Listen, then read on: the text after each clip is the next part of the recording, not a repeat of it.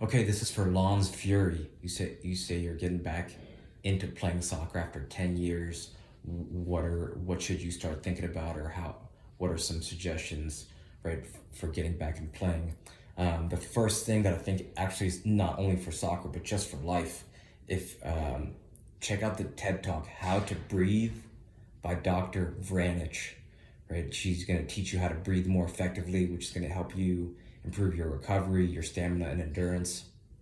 And if you've never formally been taught how to breathe, the chances that you're breathing correctly are very low.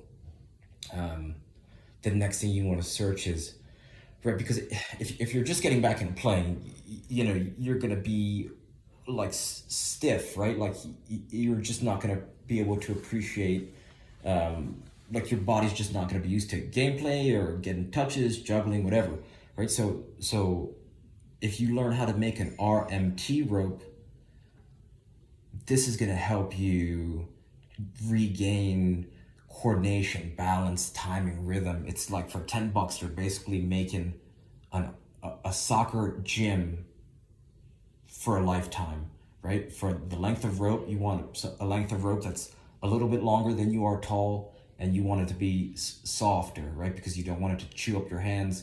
And basically, as you swing the rope, you begin to develop strength of motion, timing, balance, rhythm, right? I promise you, if you search how to make an RMT rope and just go to your local hardware store, just search David Weck RMT rope, you'll learn all about it, and it'll completely change your life. And you have to feel it to believe it, right? Nothing I say is going to help you.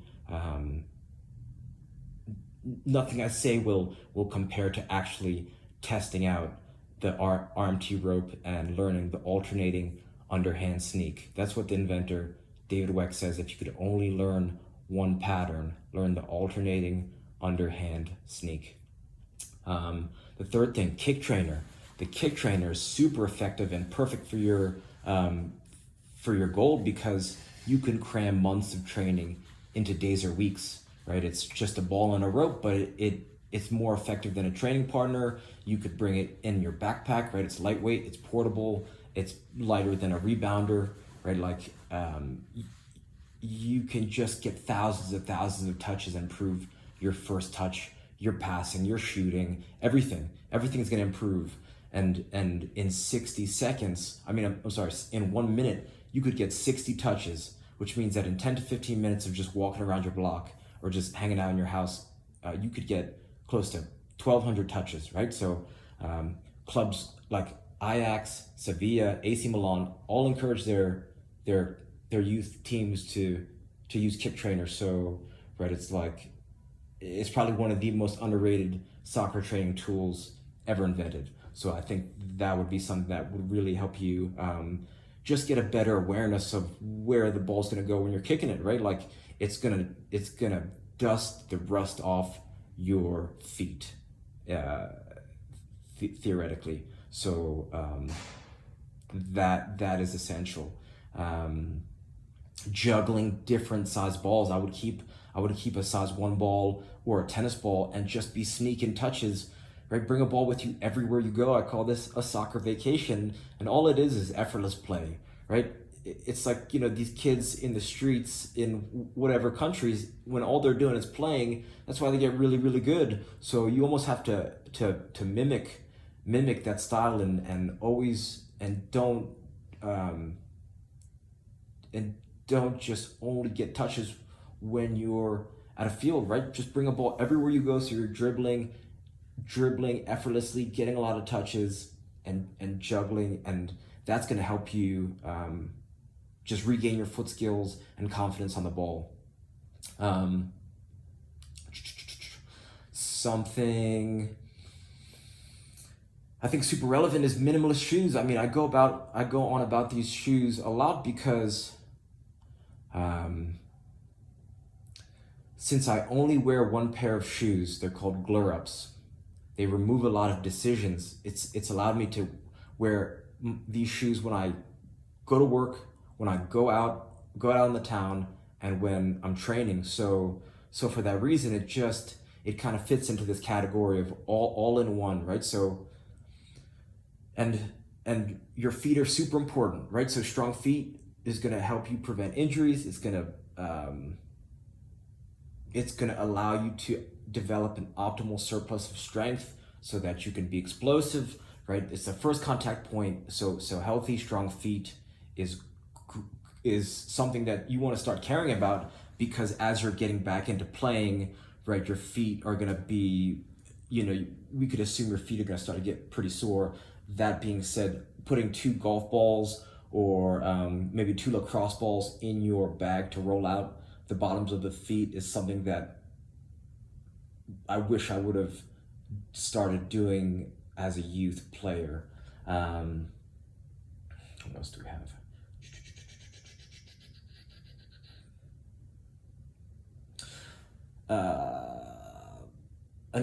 Loop resistance band. So if you search Dick Hartzell, Hartzel, and then search lower body flexibility, this is going to allow you to strengthen your muscles, tendons, ligaments. This guy, Dick Hartzell, he's like 70 something years old, and he could still do a full split, right? So he kind of shows you the power of these basically they're giant rubber bands. You could get a 5-pack for close to $25, and they're also used to traction any sore joints, tendons and ligaments, right? So it's like full body. It's like a full body gym that's lightweight, portable. So the combination of the loop resistance bands as well as the RMT rope plus the kick trainer is basically what you're doing is creating a soccer gym that you could bring with you everywhere in the world, right? So this is the strategy that you can use to rapidly get back into playing tempo and gain fitness, because you're going to be training effectively and efficiently, right? It's just going to be effortless training, and it's going to help you have a lot of fun.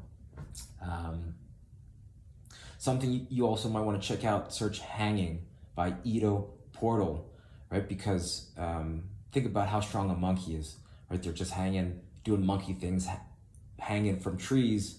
So Ido Portal talks about how, you can start hanging from pull-up bars or, an overhang, trees, whatever, to align your spine, right? It's using gravity to align your spine, and right, jungle gym, anything that you can hang from to decompress is going to help you just relieve tension in the body, right? Since you've been out of playing. So,